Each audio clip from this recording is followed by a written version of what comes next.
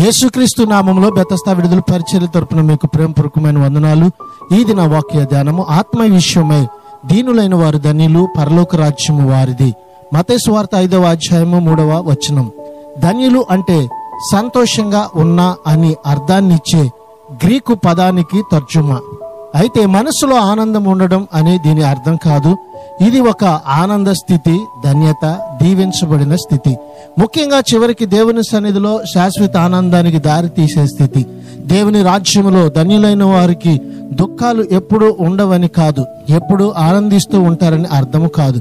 వారి ఆనంద సంపూర్ణత భవిష్యత్తులో కలుగుతూ ఉంది. అయితే ఇప్పుడే దాని రుచి కొంత ముందుగా వారికి తెలిసిపోతూ ఉంది. ఎందుకంటే దేవుడు తన ప్రజలతో తన ఆనందాన్ని ఎల్లప్పుడూ పంచుకుంటాడు. ప్రార్థన.